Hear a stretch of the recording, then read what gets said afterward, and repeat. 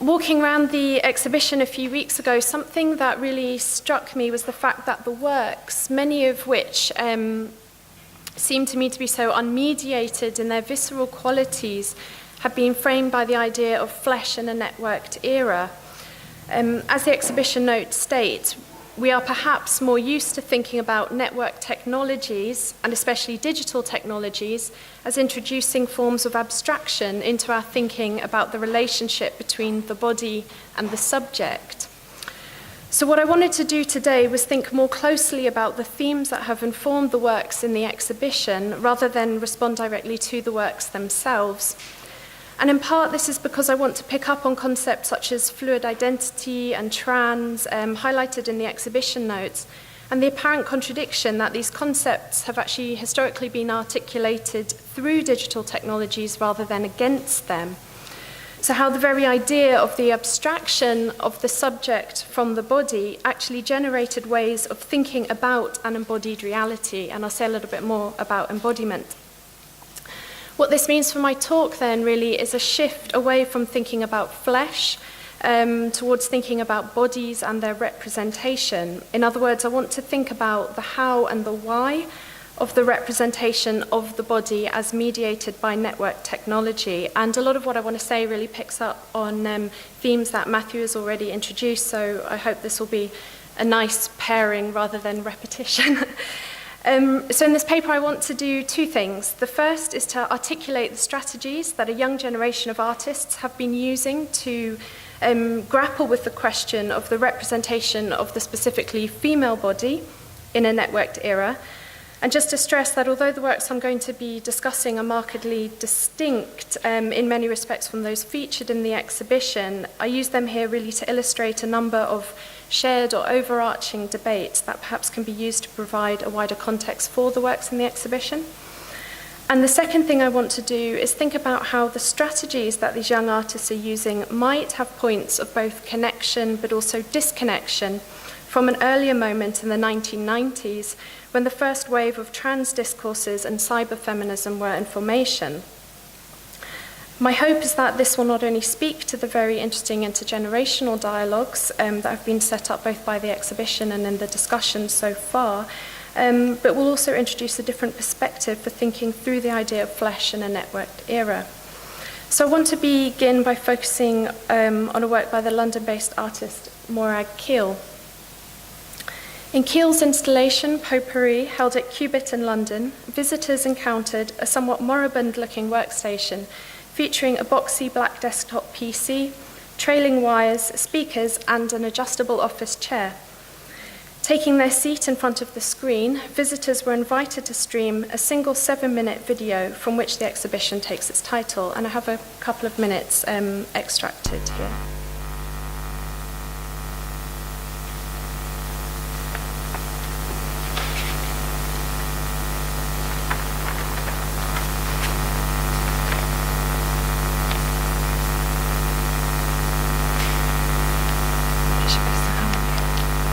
Sorry, the sound isn't.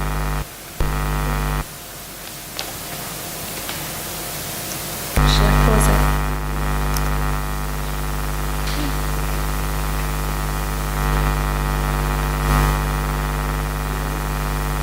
I think it is.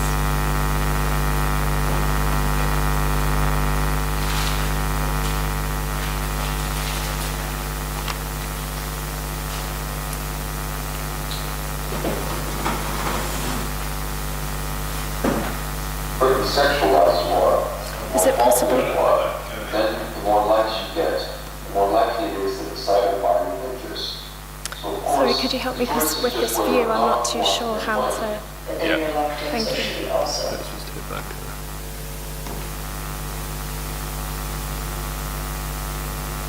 Thank you. Thank you.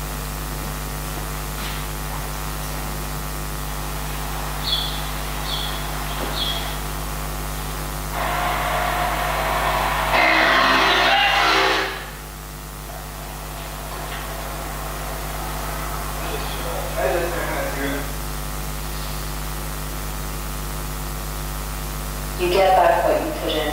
The responsibility is down to the individual. Well, apart from the fact no one really explained that at the start that it was all expected. It's only after a while it becomes clear the dominance of mass-produced images.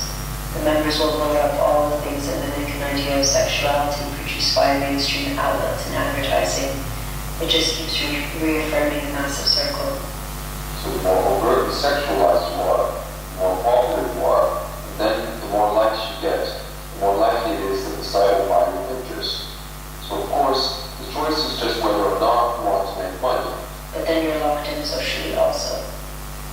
I want to eat your pussy, then bite those nips and put my cock into your pussy. 666, love ya. XOXOXOXOX.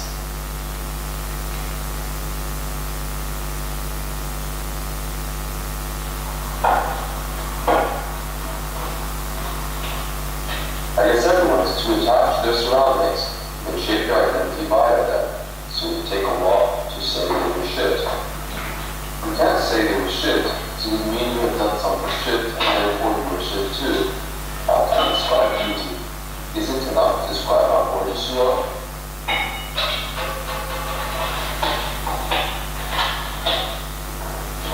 It's the reason that some can talk about empowerment being simple. They're not in the porn industry. Porn is about subordinating yourself for money. She's so cute and perfect. One.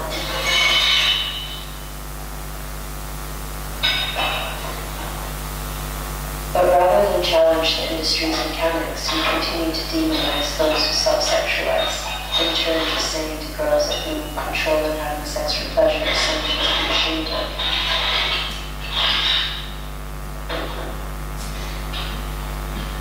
But rather than challenge the industry's mechanics, we continue to demonize those who self-sexualize, in turn just saying to girls that being in control and having sex for pleasure is something to be ashamed of.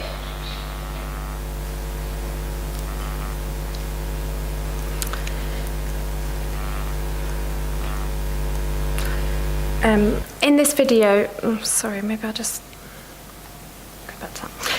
In this video, we see domestic scenes featuring a man and a woman, their activities echoing, if not quite mirroring one another. In what appears to be the same apartment, although not at the same time, we see them at the kitchen sink, on a bed, clearing up after the previous night's takeaway, and wearing identical t-shirts while a voiceover says, "You look like twins, I had to do a triple take." These scenes are interspersed with images of motorcyclists whose pillion-riding passengers shout, "I will fuck you," at the camera, or appear to set off a flash as they speed past, stealing top-speed images like paparazzi. Connecting these passages is a narrated voiceover in both male and female voices, which has been collaged from different sources, including a conversation with a female participant in a user-driven pornographic social media platform, and a statement by the pop singer to Lisa in response to her leaked sex tape. This narration describes a locking in of the subject to and through a libidinal economy of likes and shares. The more popular you are, the more overtly sexualized you are, the voiceover states, the more likely it is that the site will want to buy your pictures, so the choice is whether or not you want to make money. In potpourri, explicit representation is contrasted sharply with notions of empowerment, and popularity is foisted upon the subject through demand and expectation, rather than acquired through self-expression. What results is a familiar slippage between affect and exploitation that structures the concept of work in the digital economy. Set center stage in the film is the relationship between labor and representation, a relationship that is of ongoing and pressing concern for thinking about our networked era. And while I'll be returning to the first of these terms, labor, at the end of my paper, it is the second of them, representation, that I want to begin with. Thinking about what is shown and what is not shown, it is important to acknowledge that despite the allusions to pornography, explicit representation is itself mediated in potpourri, deferred through devices such as the voiceover, and inferred through the aggressive, non-returnable gaze of the motorcyclists. This is significant because it situates potpourri amongst a number of recent works in which representation of the body has been diffused, doubled, or deferred in some way in order to work through the challenges posed by paradigms of gendered representation. And this is something that Matthew has highlighted already. But just to bring along a couple more examples. In Jessie Darling's performance, Habeas Corpus, which you see on the left, the artist looked at the forms of surrogacy that now constitute presence and paired the relationship between the artist and the artwork with the relationship between the subject and its representation. And here it is worth noting that the work takes its title from the legal writ that states that a person has to be physically present in order to be tried in court. And in Darling's video, The Noble Endeavour, which I have a still from here on the right, we see a series of images showing the gleaming lips of a large green plastic toy, a lubricated hand in a pristine bathroom, and a Japanese sweet being pulled apart. It is a pornographic movie, but one in which the human body is almost entirely absent, what Darling has described as an object-oriented erotics. And another example, in Bunny Rogers' self-portrait Morning Mop and Portraits as a clone of Joan of Arc, the artist is recast variously as an object of domestic melancholy and as a cartoon heroine, transformed into precisely the objects of subjection and projection that constitute certain individuals as women. Such works, the curator Roja Farkas has written, exhibit a tendency towards self-erasure. And finally, my last example is Andrea Crespo's Cis, a work which has been described as an autopoetic system concerned with themes of multiplicity, dissociation, and splitting. And obviously, this is a very small selection of works, and I'm grateful to Matthew for showing the clip of Hannah Black's My Body's work as well, because that's very much another work that can be sort of seen within this tendency. So in this respect, such works appear on the surface to engage in a very different set of strategies to another prominent tendency in which the body is not only exposed, but in which artists seem to reproduce some of the most problematic tropes of representation in the arena of both race and gender. And here I'm showing two very well-known works, of course, Amalia Ullmann's Excellences and Perfections, and Anne Hirsch's stills from the Scandalicious project. And there are some works by Anne's downstairs, but it's from a very different series. I'm showing both of these two works because they have been seen as a kind of a condensation point, really, for a debate about recent art's inability or unwillingness to irritate gendered paradigms of representation, particularly involving new technologies of reproduction. However, what I would like to suggest is that the two strategies I am contrasting here, that is either kind of using or refusing the image of the body, and particularly the self-image, are perhaps much less opposed than they may initially appear, and might be more helpfully read as a dialogue around the conditions of representation of the body. Indeed, what these practices are grappling with is not a binary of exposure and concealment, of visibility and invisibility, of public and private. Rather, they engage a subject interpolated through cultural and technological mediation. These artists share a concern not only with the construction of gender online, the sexualization of online culture, and even the narratives of feminism itself, but a concern with drawing attention to a highly ambiguous politics of visibility and the relation of categories of identity to embodiment.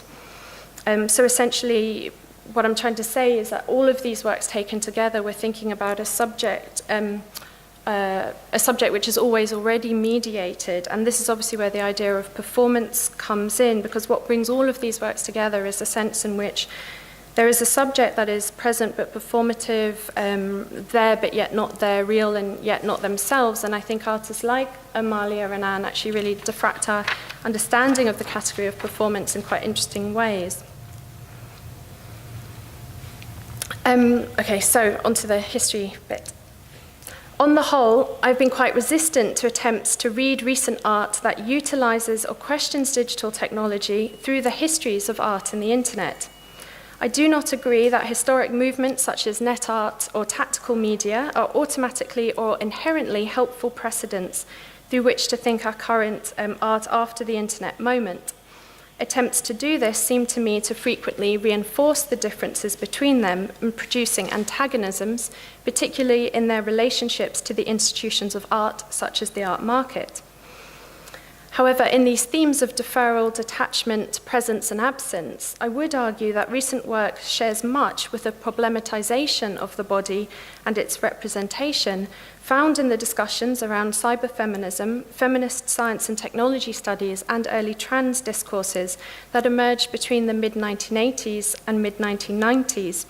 And while these themes are certainly central to feminist practices stretching back many, many decades, pivoting around a politics of visibility, what perhaps ties together aspects of our current moment with this kind of mid-1980s, mid-1990s period I'm talking about is really an interest in technologically mediated modes of representation and or subjectivity, an interest in the question of difference beyond a binary model, so thinking more about multiplicities and non-human subjectivities, and lastly, an ambiguity in modeling technology as simultaneously a space of liberation, but also exploitation. So during this period in question, numerous artistic and theoretical projects focused on the problems and possibilities associated with digital modes of representation, including both virtual reality and web-based works, and these were often brought together through the rather generic category of cyberspace. As I'm sure is familiar to everyone here, binary code supposedly offered a mode of representation, a new information image which could be cut, pasted, and even generated from nothing. So this is a new information image that was seemingly detached from a material and political terrain of the real, whatever that might have been. And this formulation really hinged on a notion of immateriality, which, like cyberspace, we now tend to think of as a very 1990s idea, but that phrase, or this is a very 1990s idea, is actually something I've really only heard in the last 5 years. Crucially, in the context of the representation of the body, this detachment or abstraction into code was seen as having both positive and negative aspects about it. And while there is a very strong narrative that early feminist engagements with digital technology saw it simply as a utopian arena of promise, it is important to note that, in fact, digital technology always posed a problem for representation rather than the solution. This problem primarily revolved around the apparent splitting of the self from the self-image. Unlike video, film, and photography, in which the self and the self-image were integrated through concepts such as liveness or indexicality, digital modes of representation, as I've been suggesting, were largely seen to be distinguished in their detachment between a real world and a world of representation. On the one hand, this detachment provided the framework for developing practices of self-actualization that were beyond the bodily markers or the biological markers of difference, and digital technologies such as the early web were seen by many to offer a space for thinking about the construction of the subject beyond essentializing categories such as race, class, and gender. And so here I'm going to show a couple of works, very well-known works, which took up this idea. So this is VNS Matrix's video game All New Gen. So here you play a cyber terrorist trying to hack into Big Daddy mainframe. And the first question that you are confronted with in this game is to state your gender, male, female, neither. And the correct answer is neither, and unless you select the correct answer, you can't progress. So there's this idea here of working beyond gender, but it has these kind of internal contradictions because, of course, the paradigms it uses are highly gendered. There's Big Daddy mainframe, and there are the cyber sluts.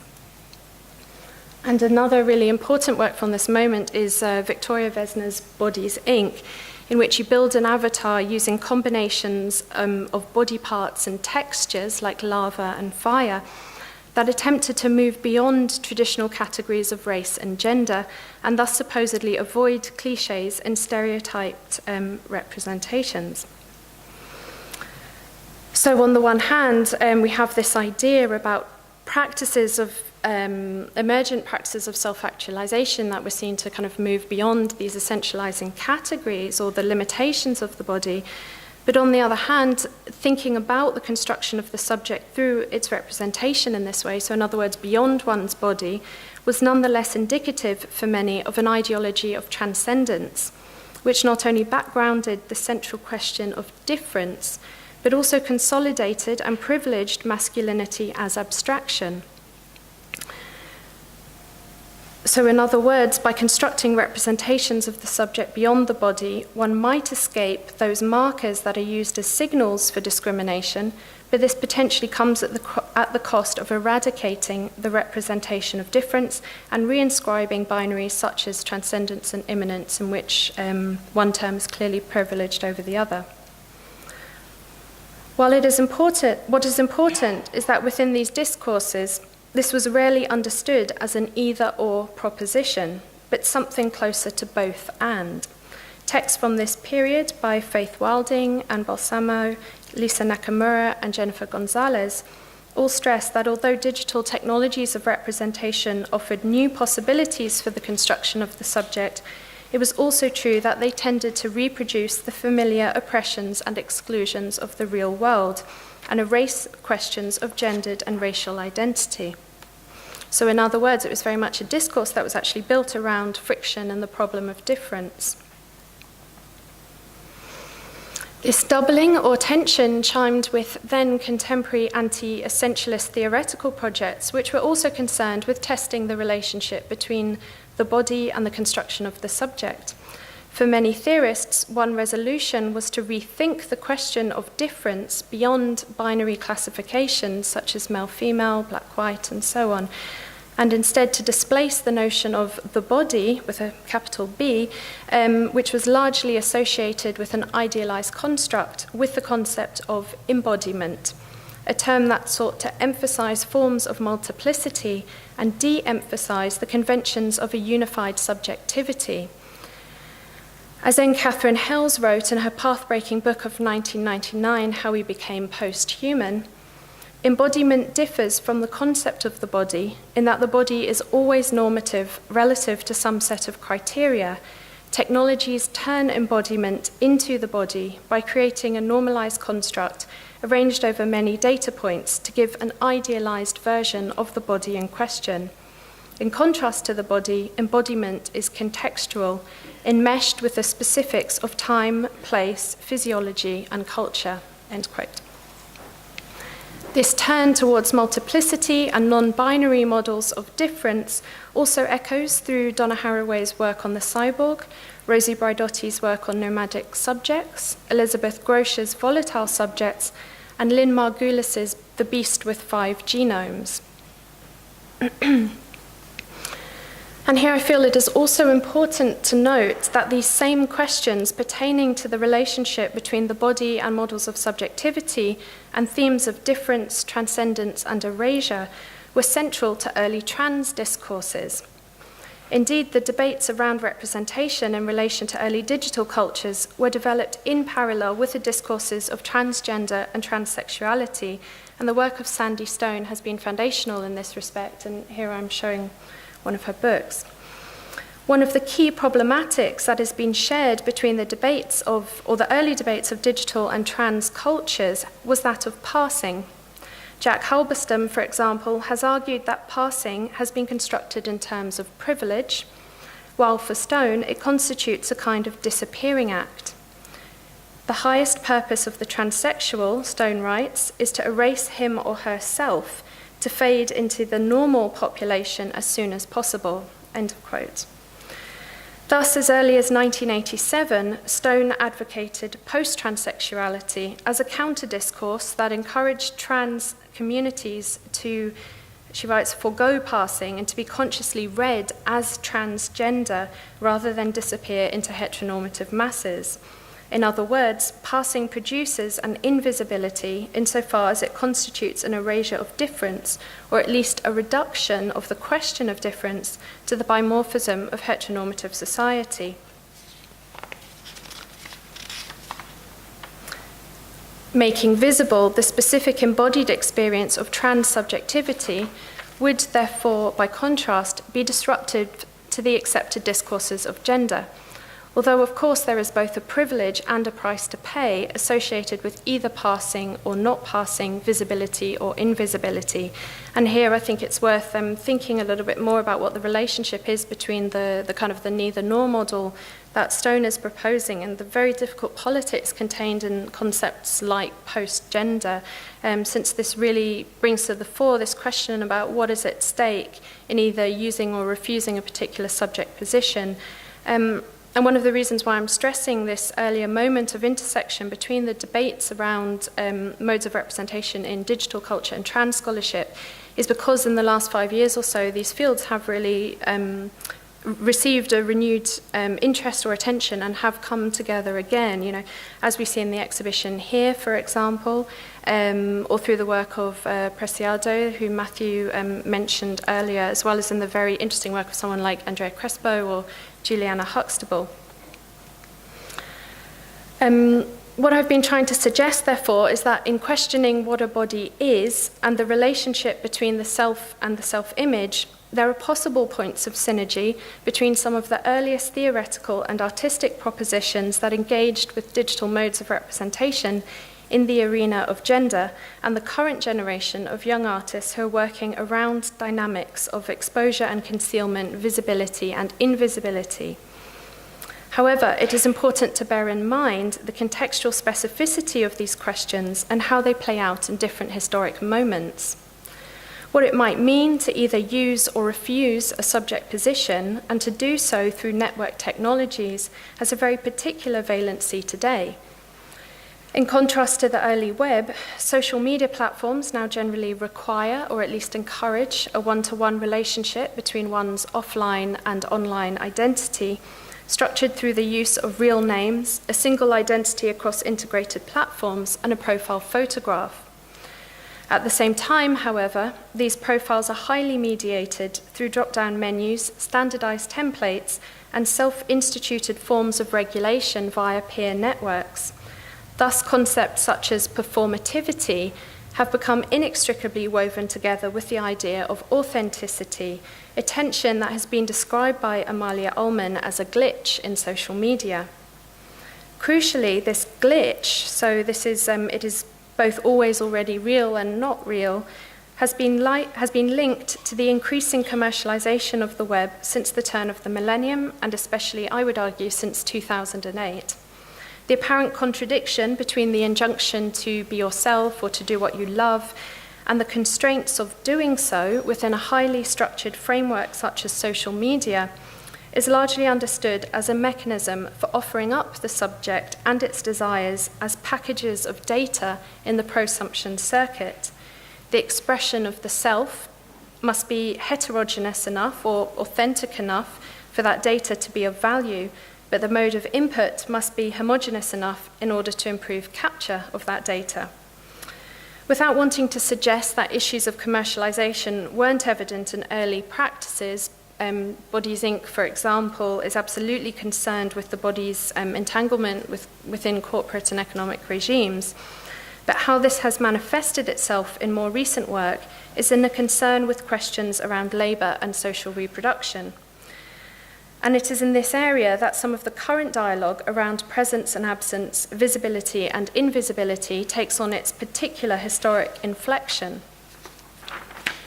So to return then to potpourri.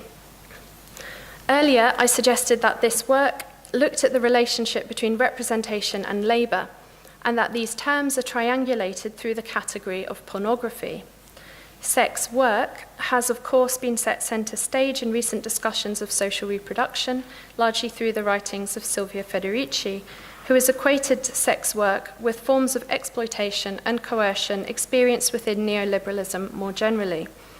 And central here is the idea of a transgression of a historic public-private binary through which forms of reproductive labor, such as domestic chores, caregiving, intimacy, and sex work, all of which are traditionally attached to a private sphere closely associated with the feminine, come to be reconstituted within a public sphere of work. So this is really an argument about the visibility or invisibility of certain kinds of work, as well as the invisibility and visibility of certain kinds of bodies. Paris is particularly suggestive of is the codependent relationship between visibility and labour, since the act of representation necessarily puts bodies to work. As foundational studies of pornography by Linda Need and Linda Williams have shown, pornography is inherently a visual economy, albeit one that pivots around a dynamic between concealing and revealing, as illustrated by the concept of the close-up. And the thing about the close-up is that the more detail in which you try to see, the less you can actually see, and there are interesting points of crossover here with the medical gaze. In the context of the web, this dynamic is both reflected and intensified by the mechanisms of the prosumer economy, in which exposure is so closely associated with capital and value, even while that association is downplayed under the aegis of categories such as life or leisure. So life or leisure being kind of invisible categories, private categories, and work being the visible or public category. In other words, both pornography and technologies associated with web-based participation exploit the edges between visibility and invisibility. Keel's use of material from a user-generated pornographic social media platform thus plays a central role in that it introduces the concept of the amateur into this debate as a pornographic category in which someone does something for love, not money, and this comes from the Latin amare, to love. The amateur has historically been deployed to reconcile this public-private binary and the transgression of it that not only marks the transition from the hidden to the visible, but subsequently from not work to work. Thus, what Potpourri stresses is the pornographic as a dominant category through which the dynamic between visibility and invisibility is currently being thought through in practices that engage network technologies. As Anne Hirsch has suggested in her much reproduced statement, whenever you put your body online, you are in dialogue with porn. Enclosed within an economy of images, art itself thus becomes a testing ground for this idea of representation putting bodies to work. And all too often, those works in which the body is represented are read as complicit with this economy, as toothless. What I would like to suggest is that it is not only specific themes, such as labour, which distinguish recent practice, but this particular difficulty in reconciling art, work, and representation. In this, it is perhaps distinct from earlier artistic and theoretical projects, which were primarily concerned with questions of difference and othering, so in other words, identity politics, but nonetheless, in both instances, these questions are mounted through the framework of a dynamic between visibility and invisibility. To conclude then, we might say that recent practice exhibits an interest in technologically mediated modes of representation and/or subjectivity that corresponds to aspects of the project of early cyberfeminism, feminist science and technology studies, and trans discourses, not only in their shared frameworks of absence and presence, visibility and invisibility, but in the way in which digital technology is presented as a site of conflict, difficulty, and ambiguity. This is important, I think, in displacing oppositional narratives between a historic utopianism and a current cynicism. While recent art has tended to focus its exploration of visibility through categories such as labour, precarity, and affect, this is not in contrast to an earlier moment, but an extension of its questions.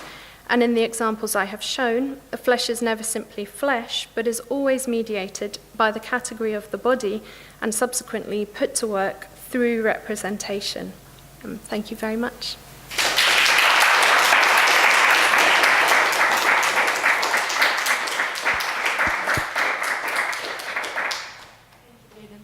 I don't know if there are any questions. They're a bit late, but I guess if there are a couple. It's not really a question, but I just find it interesting how you kind of concluded more towards labour, and in Donna Haraway's most recent book, Staying with the Trouble, she directly talks about labour as coming from the word trouble. And in relation to all three talks, that notion of staying with a current trouble feels very pertinent. Thank you. I wanted to ask, I was struck in your selection, which feels very organic and meaningful of the artists, but the practitioners do tend to be female or trans, but not cisgendered masculine, say. And I wondered if you could maybe bring more to the fore some idea of what it might be about those gender positions that might speak to this particular complex of work. I mean, could you imagine a similar practice being harnessed by a cisgender male, speaking of their experience in the same way, perhaps? Do you have somebody in mind? No, I don't. I suppose that's why I'm trying to imagine them. No, we're not sure. Yeah, I mean, it's definitely the case that, and I mean, one thing that, I mean, in this paper, I have highlighted that relationship between visibility and labour, but there's so much else as well. And, you know, this is an extract from a much larger project, and one of the key issues that, you know, I only alluded to but really didn't draw out was the question about race as well, and how race is folded into this, because the question about, you know, how visibility operates, you know, it does have these very, very particular valencies, and yeah, this is a very narrow focus. The question about male artists, I think, it's really interesting. I don't have an answer, but I'm going to think about that. Yeah, thank you. Great talk, by the way. Thank you. Thank you. I've got a bit of an awkward question because I can't exactly remember what the part before it directly was, but you were talking about the abstraction of the body into code, sort of mid-90s, and you said something about transcendence and immanence, where one is privileged over the other. Could you just say a tiny bit more about that? Oh, yeah, I mean, I think it's pretty much this idea that it's a bit of perhaps a cliche of cyberfeminism that we have now, that we can move beyond the body, and there was possibilities inherent in that, because of course the body comes with its markers of race, class, gender, and these categories, which can be categories for discrimination as well as anything else. And, I think there is this very strong narrative that cyberfeminists simply wanted to perhaps overcome that or leave that behind. And I think, what's more interesting is that cyberfeminism realized that there was inherent problematics in that, and that by leaving the body behind, you leave behind difference, and you perhaps remove difference. So transcending the body is not, I don't believe it's a goal in and of itself for cyberfeminism, and so it's that reading of its problematics that I'm interested in, and that I want to think about recent art is perhaps speaking to or doing as well. That again, it's perhaps not just a simple refusal of visibility or exploitation of visibility, that actually maybe we shouldn't think about these practices kind of individually, but as part of a much, Do you much mean larger immanence dialogue. in terms of synthesis as well? Pardon, sorry? I'm intrigued by the immanent quality of this as well, and the synthetic sort of quality perhaps of a machinic sort, that we might think about that. Could you say a little bit more so I can follow? Probably not. No? Okay, well, maybe we can talk afterwards and try and fish it out. Yeah, thank you. Thank you very much, Cadence. Thank you. Thank you, Matthew, Tommaso, and Theo. And thank you to everyone for being here today. Thank you.